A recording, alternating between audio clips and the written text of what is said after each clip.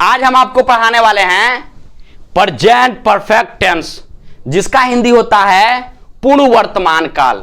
यानी present tense में कोई भी काम पूर्ण रूप से क्या हो चुका है, समाप्त हो चुका है, उसे ही हम प्रेजेंट परफेक्ट टेंस कहते हैं। सबसे पहले ध्यान देंगे बाबू, ये जो प्रेजेंट परफेक्ट टेंस है यह प्रेजेंट टेंस का तीसरा भाग है।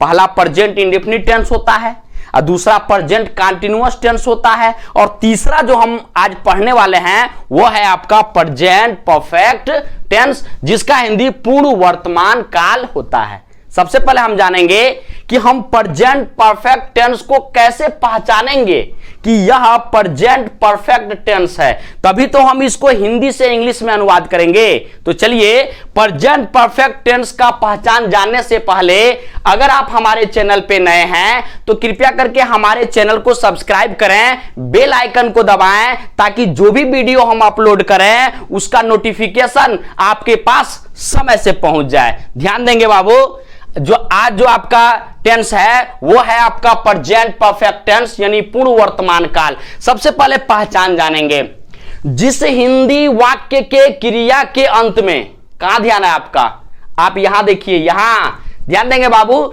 जिस हिंदी वाक्य के क्रिया के अंत में चुका है, चुकी है, चुके हैं, आ है, ई है, ए है, या है, ये है, ये है इत्यादि शब्द आता है, उसे हम प्रेजेंट परफेक्ट टेंस कहते हैं। समझ में आ गया होगा पहचान। यानी सिर्फ आप इतना ही मत जानिए कि चुका है, चुकी है, चुके हैं, हो गया, नहीं, इसमें आगे जानना है आपको, आ है, ई है, ए है, या है, ये है, ये है इत्यादि शब्द आता है, उसे हम प्रेजेंट परफेक्ट टेंस कहते हैं। तो चलिए, सबसे पहले हम पढ़ेंगे प्रेजेंट परफेक्ट टेंस के अफर्मेटिव सेंटेंस को। ठीक है, ध्यान देंगे बाबू, अफर्मेटिव सेंटेंस का मतलब होता है सकारात्मक वाक्य, जिसको हम स्वीकारात्मक वाक्य भी बोलते हैं। अफर्मेटिव सेंटेंस को हम कई नाम से जानते हैं, पॉजिटिव सेंटेंस के नाम से भी जानते हैं, सिंपल सेंटेंस के नाम से भी जानते हैं, मतलब यहां पे लिख सकते हैं, ओके। और जिसका अर्थ सकारात्मक वाक्य होता है, साधारण वाक्य भी कह सकते हैं, ओके। ध्यान देंगे बाबू, सबसे पहले हमको जानना होगा कि प्रेजेंट परफेक्ट टेंस का रूल क्या होता है, क्या उसमें सहायक क्रिया होता है, वर्ब का कौन सा फॉर्म लगाना होता है। ठीक है, तो चलिए ध्यान देंगे, सबसे पहले देखिए रूल, सबसे पहले आपको लिखना है सब्जेक्ट यानी कर्ता को लिखना है, काम करने वाला। उसके बाद से आपको हैज या हैव में से किसी एक को लिखना है। उसके बाद से वर्ब का आपको तीसरा रूप लिखना है। उसके बाद से आपका ऑब्जेक्ट हो जाएगा और उसके बाद से अदर्स हो जाएगा। यानी ध्यान देंगे, वर्ब का मतलब क्रिया हो गया और ऑब्जेक्ट का मतलब कर्म हो गया और अदर्स का मतलब हो गया अन्य।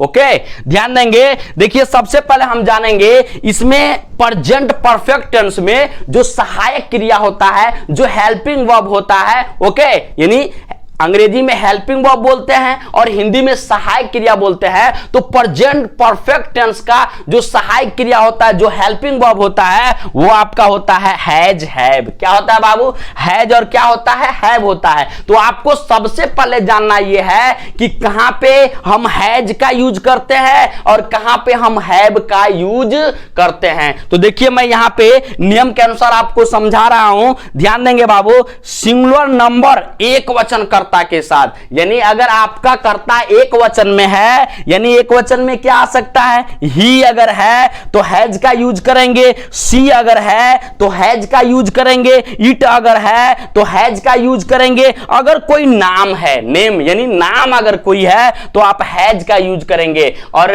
नाम में ध्यान देंगे, सिंगुलर नाउन हो मतलब सिंगल नाम हो, एक नाम हो, तब हम वहां पे किसका यूज करेंगे बाबू, हैज का यूज करेंगे। अगर डबल नाम है, ओके, यानी एक से अधिक अगर नाम आया है तब हम हैज का यूज नहीं करेंगे, तब हम हैव का यूज करेंगे, क्योंकि जब डबल नाम आ जाएगा बाबू तब वो आपका सिंगुलर नंबर नहीं, क्या कहलाएगा, प्लूरल नंबर कहलाएगा, अर्थात बहुवचन कहलाएगा, ओके। और नीचे देखेंगे प्लूरल नंबर यानी बहुवचन कर्ता के साथ, देखेंगे बहुवचन कर्ता में क्या क्या आता है। अगर वी आ गया तो आपको हैव का यूज करना है, यू आ गया तो आपको हैव का यूज करना है, और दे आ गया तो आपको हैव का यूज करना है, यानी प्रयोग करना है। ओके, और देखेंगे आई के साथ भी आपको किसका यूज करना है बाबू, हैव का यूज करना है। ओके, तो चलिए हम आपको सेंटेंस के माध्यम से समझाते हैं अफर्मेटिव सेंटेंस। ओके, ध्यान देंगे बाबू, यहां देखिए जो सबसे पहला आपका जो सेंटेंस है वह सेंटेंस है वह एक मधुर गीत गा चुकी है।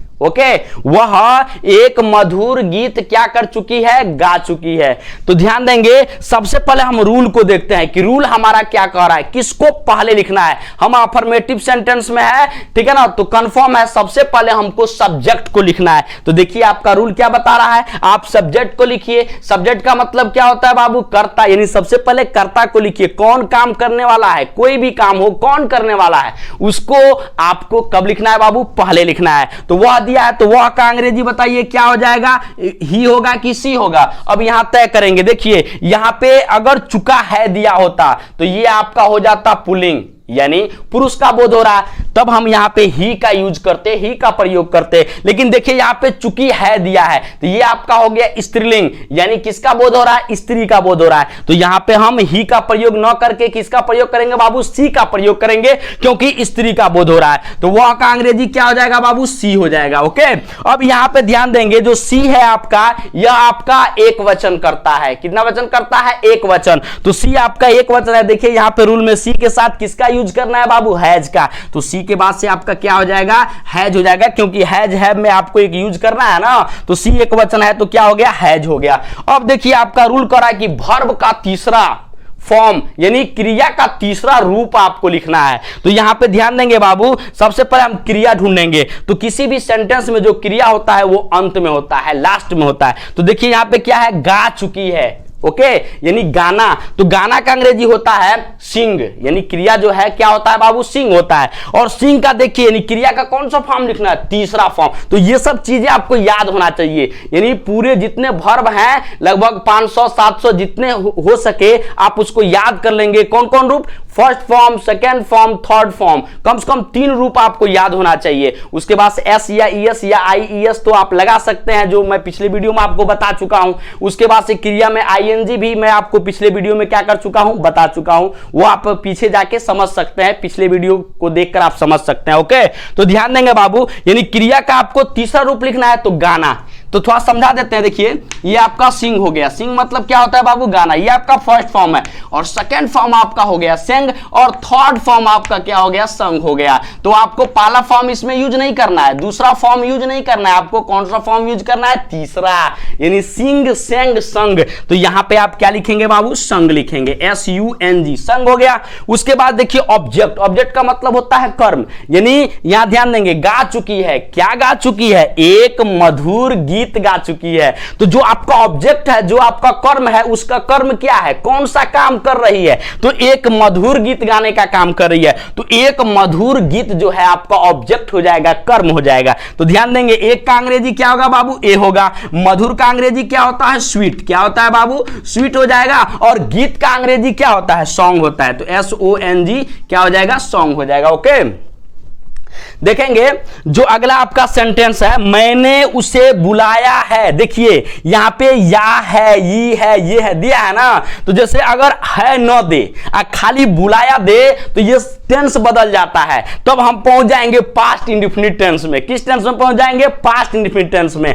यहां देखिए बुलाया है दिया है, तो आप समझ जाइए कि आप कहां हैं, प्रेजेंट परफेक्ट टेंस में हैं। समझ में आ रहा है ना। अगर आ ए ई या ये आता है तो आप पास्ट इंडेफिनिट में पहुंच गए, और उसके बाद से अगर या ये के बाद से है अगर दिया है तो आप प्रेजेंट परफेक्ट टेंस में हैं, यानी सहायक क्रिया हैज और क्या लगाएंगे, हैव लगाएंगे। और जो भी रूल होगा वो प्रेजेंट परफेक्ट टेंस का ही रूल होगा। ओके, तो ध्यान देंगे बाबू, मैंने उसे बुलाया है। तो सबसे पहले हमारा जो रूल है वो ये कह रहा है, आप सब्जेक्ट को लिखिए, यानी कर्ता को लिखिए। कर्ता आपका देखिए क्या है, मैंने, और मैंने का अंग्रेजी क्या होता है, आई। क्या होता है बाबू, आई होता है। ओके, अब यहां ध्यान देंगे, आई के साथ हम किसका यूज करेंगे, देखेंगे यहां पे आई के साथ मैं क्या बताया, आई के साथ जो हेल्पिंग वर्ब होगा, जो सहायक क्रिया होगा, वो आपका हैव होगा। क्या होगा बाबू, हैव होगा। तो क्योंकि हैज हैव में से किसी एक को यूज करना है, किसी एक को लिखना है, तो आई के बाद से क्या हो जाएगा बाबू, हैव हो गया। ठीक है, उसके बाद से देखिए आपका रूल क्या क्या कह रहा है, वर्ब का तीसरा फॉर्म, वर्ब का कौन सा फॉर्म, तीसरा फॉर्म। तो यहां पे देखिए जो क्रिया है वर्ब है क्या है, बुलाना। तो बुलाना का अंग्रेजी क्या होता है बाबू, काल, CALL। ठीक है, तो आपको कौन सा फॉर्म लिखना है, तीसरा फॉर्म लिखना है। तो काल, काल्ड, काल्ड। ओके, जो तीसरा फॉर्म होता है काल्ड होता है। तो आई हैव और उसके बाद से क्या हो जाएगा बाबू, काल्ड हो जाएगा। उसके बाद देखिए क्या कर रहा है, ऑब्जेक्ट यानी कर्म को लिखिए। कर्म क्या है, बुला रहा है, किसे बुलाया, मतलब बुलाया है, किसे बुलाया है, उसे। तो उसे का अंग्रेजी होता है हिम। क्या होता है बाबू, हिम होता है। जो ही का ऑब्जेक्टिव केस है, ही का कौन सा केस है, ऑब्जेक्टिव केस है, क्या, उसे। तो उसे का अंग्रेजी यहां पे क्या होगा, हिम होगा। जो हिम है वो ही का ऑब्जेक्टिव केस है। तो यहां पे आपका क्या हो जाएगा बाबू, हिम हो जाएगा। और उसके बाद से आप फुल स्टॉप का प्रयोग कर लेंगे। ओके, समझ में आ रहा है ना, जरूर समझ में आएगा। ओके, थोड़ा सा आप ध्यान पूर्वक देखते रहिए इसको। ओके, ध्यान देंगे बाबू। अगला जो सेंटेंस आपका है, तुमने ताजमहल देखा है। तुमने ताजमहल क्या किया है, देखा है। तो देखेंगे सबसे पहले आपका जो रूल है वो करा, सब्जेक्ट को लिखिए। सब्जेक्ट क्या है, तुमने। और तुमने का अंग्रेजी क्या होता है बाबू, यू होता है। तो यहां पे आपका क्या हो जाएगा, यू हो जाएगा। और ध्यान देंगे यहां पे यू जो है आपका बहुवचन है। तो बहुवचन है तो बहुवचन कर्ता के साथ हैज हैव में किसका यूज करेंगे बाबू, हैव का यूज करेंगे। तो यू के बाद से क्या हो जाएगा बाबू, हैव हो जाएगा। और आपको मालूम है, ध्यान देंगे, जब हम हैज हैव में से किसी एक को लिख लिए तो उसके बाद से आपको क्रिया का तीसरा फॉर्म लिखना है। कौन सा फॉर्म लिखना है, तीसरा। तो तीसरा फॉर्म जब लिखना है तो सबसे पहले इस सेंटेंस में हम क्रिया ढूंढेंगे, यानी वर्ब ढूंढेंगे। तो क्रिया क्या है, देखा। देखा का मतलब देखना, और देखना का अंग्रेजी होता है CSEE। क्या होता है बाबू, SEE होता है। और सी का सबसे पहले हमको यह जाना होगा कि थर्ड फॉर्म क्या होता है। अगर आपको थर्ड फॉर्म नहीं मालूम है तो कंफर्म है कि आप नर्वस होंगे और वहां पे आप उस सेंटेंस को सही तरीके से लगा नहीं पाएंगे। समझ में आ रहा ना। तो आपको फर्स्ट, सेकेंड, थर्ड फॉर्म याद करना बेहद जरूरी है अगर आप ट्रांसलेशन पढ़ना चाहते हैं और वॉइस पढ़ना चाहते हैं, नरेशन पढ़ना चाहते हैं तब। ओके, तो ध्यान देंगे, देखना का अंग्रेजी सी होता है। और सी का जो सेकेंड फॉर्म होता है वो सा होता है, SAW। और थर्ड फॉर्म SEEN, सीन होता है। तो आपको जरूरत कौन सा फॉर्म का है, तीसरे फॉर्म का है। तो सीन होगा, यू हैव, यहां पे क्या हो जाएगा बाबू, सीन हो जाएगा। उसके बाद देखिए आपको लिखना है, क्रिया का थर्ड फॉर्म तो लिख लिए। अब आपको लिखना है ऑब्जेक्ट। ऑब्जेक्ट का मतलब क्या होता है, कर्म। अब देखा, क्या देखा, ताजमहल देखा। ये आपका ऑब्जेक्ट है ना। तो ऑब्जेक्ट यहां पे क्या है, ताजमहल। तो ताजमहल का अंग्रेजी क्या हो जाएगा, द हो जाएगा। और उसके बाद से आप ताजमहल का अंग्रेजी लिख देंगे, TAJMAHAL, ताजमहल हो जाएगा। ओके, ठीक है। अब इसी तरीके से ध्यान देंगे बाबू, ये तो अफर्मेटिव सेंटेंस आपका था। अब हम चलते हैं निगेटिव सेंटेंस में। ओके, निगेटिव सेंटेंस नकारात्मक वाक्य। नकारात्मक वाक्य किसे कहते हैं, किसी भी सेंटेंस में अगर नहीं आ गया तो समझ जाइए कि वो निगेटिव सेंटेंस है, अर्थात नकारात्मक वाक्य है। या किसी भी काम को अगर नकारा जा रहा है तो नकारा जाने वाला जो शब्द है उसमें नहीं जरूर आएगा। तो कंफर्म है वो आपका कौन सा सेंटेंस है बाबू, निगेटिव सेंटेंस है, अर्थात नकारात्मक वाक्य है। तो चलिए प्रेजेंट परफेक्ट टेंस का हम निगेटिव सेंटेंस भी पढ़ लेते हैं। तो देखेंगे, रूल देखेंगे बाबू। जो रूल है आपका, सबसे पहले कह रहा है सब्जेक्ट को लिखिए और सब्जेक्ट के बाद से हैज या हैव को लिखिए। वो भी किसके अनुसार, सब्जेक्ट के अनुसार, कर्ता के अनुसार। ओके, कर्ता के अनुसार ही हैज और हैव का यूज करना है आपको। उसके बाद से हैज और हैव के बाद से अगर नहीं दिया है तो कंफर्म है हैज हैव के बाद से क्या लगाएंगे, नॉट का प्रयोग करेंगे। क्योंकि सहायक क्रिया यानी हेल्पिंग वर्ब के बाद ही हम नॉट का प्रयोग करते हैं, चाहे वो कोई भी टेंस क्यों ना हो। समझ में आ रहा है ना। जो निगेटिव सेंटेंस होता है वो हेल्पिंग वर्ब, सहायक क्रिया के बाद ही हम नॉट का यूज करते हैं। उसके बाद से देखिए वर्ब का तीसरा फॉर्म, यानी वर्ब का यानी क्रिया का कौन सा रूप लिखना है, तीसरा रूप आपको लिखना है। उसके बाद से आपको ऑब्जेक्ट लिखना है और उसके बाद से अदर्स लिखना है। उसके बाद से फुल स्टॉप लगाना है। ओके, ध्यान देंगे बाबू, इधर उधर ना देखें। ओके, देखिए यहां दिया है रवि अपना काम नहीं कर चुका है। रवि अपना काम नहीं कर चुका है। तो ध्यान देंगे बाबू, सबसे पहले जो रूल है हमारा वो करा सब्जेक्ट को लिखिए। ये बताइए सब्जेक्ट यहां पे क्या है, रवि है। तो सबसे पहले बताइए रवि का अंग्रेजी क्या होगा, RAVI, रवि हो गया। उसके बाद देखिए कह रहा है कि सब्जेक्ट के अनुसार हैज या हैव में से क्या यूज होना चाहिए। तो जो रवि है वो आपका सिंगुलर नंबर है, एक वचन है। तो एक वचन करता है तो हैज हैव में क्या यूज करेंगे, हैज का यूज करेंगे। जैसे कि आप देख सकते हैं एक वचन करता अगर आपका आएगा तो क्या यूज करना है बाबू, हैज का यूज करना है। ओके, तो यहां पे देखिए, यहां पे आपका दिया क्या दिया है, नेम दिया है। यानी एक नाम आएगा तो हैज का प्रयोग करेंगे और एक से अधिक नाम आएगा, जैसे जैसे मान चले आ गया मोहन और सोहन, ठीक है, तो यहां पे आपका बहुवचन हो गया तो हैव का यूज करेंगे। सीता और गीता, ये आपका बहुवचन आ गया तो आप हैव का यूज करेंगे। अगर सिर्फ एक नाम दे, ओनली सीता, तो हैज का यूज करेंगे। ओनली रवि, तो किसका यूज करेंगे? हैज का यूज करेंगे। तो ध्यान देंगे बाबू, रवि अपना काम नहीं कर चुका है तो रवि का अंग्रेजी रवि हो गया, एक वचन है तो क्या सहायक क्रिया जोड़ेंगे बाबू? हैज जोड़ेंगे। ओके, उसके बाद से देखिए आपका नहीं दिया है तो हैज के बाद से क्या लगा लेंगे बाबू? नॉट लगा लेंगे। क्या लगा लेंगे? नॉट, यानी नॉट का यूज कर लेंगे। उसके बाद से देखिए आपका जो रूल है वो कह रहा है वर्ब का तीसरा फॉर्म, यानी क्रिया का तीसरा रूप आपको लिखना है। तो सबसे पहले इसमें ढूंढेंगे क्रिया है कहां, तो क्रिया क्या है? करना। और करना का अंग्रेजी क्या होता है बाबू? डू होता है। क्या होता है? डू होता है। और डू का सेकंड फॉर्म डिड और डू का थर्ड फॉर्म डन होता है। क्या होता है? डन। तो यहां ध्यान देंगे रवि हैज नॉट, और करना का थर्ड फॉर्म क्या हो जाएगा बाबू? डन हो जाएगा। क्या हो जाएगा? डन। ओके, अब यहां पे ध्यान देंगे, यानी आपका वर्ब हो गया ऑब्जेक्ट, यानी कर्म लिखना है। कर चुका है, क्या कर चुका है? अपना काम कर चुका है, यानी जो आपका ऑब्जेक्ट है वो क्या है बाबू? अपना क्या है? काम है।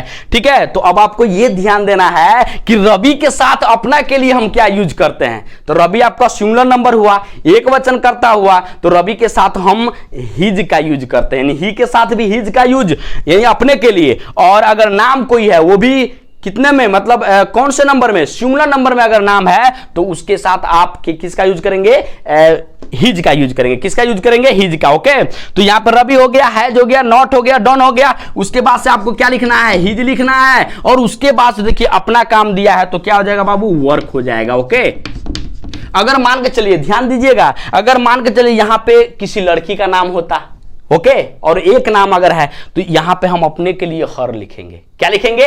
हर लिखेंगे। अगर यहां पे मान चलिए कि लड़का हो चाहे लड़की हो, अगर डबल नाम अगर होता तो अपने के लिए हम यहां पे देयर का यूज करते। किसका यूज करते? देयर का। अधिक जानकारी के लिए आप पिछले वीडियो को देख सकते हैं। ओके, आगे जो आपका सेंटेंस है, लड़के विद्यालय नहीं गए हैं। ओके, लड़के विद्यालय नहीं गए हैं। तो ध्यान देंगे बाबू, सबसे पहले आपको लिखना है सब्जेक्ट, यानी कर्ता को लिखना है। कर्ता यहां पे क्या है? लड़के, और लड़के का अंग्रेजी यहां पे हो जाएगा द, उसके बाद से लिखेंगे बॉयज। क्या लिखेंगे बाबू? द बॉयज हो जाएगा। ओके, उसके बाद देखिए आपको लिखना है सहायक क्रिया हैज या हैव में से किसी एक को, तो लड़के, लड़का नहीं लड़के।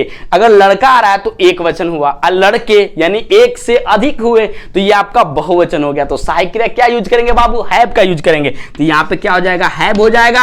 और नहीं दिया है तो क्या हो जाएगा बाबू? नॉट हो जाएगा। ओके, तो द बॉयज हैव नॉट हो गया। गए, गए का मतलब जाना, और जाना का अंग्रेजी होता है गो, और गो का थर्ड फॉर्म लिखना है तो गो वेंट क्या हो जाएगा? गॉन हो जाएगा। तो यहां पे आप क्या लिखेंगे बाबू? तीसरा फॉर्म गॉन लिखेंगे। और देखिए स्थान का नाम दिया है, यानी कहां जा चुका है, मतलब लड़के विद्यालय नहीं गए हैं। कहां नहीं गए हैं? विद्यालय। तो विद्यालय का अंग्रेजी क्या होता है? स्कूल। तो स्थान का नाम दिया है तो स्थान के नाम से पहले हम किसका यूज करेंगे बाबू? टू का यूज करेंगे। और विद्यालय का अंग्रेजी क्या हो जाएगा?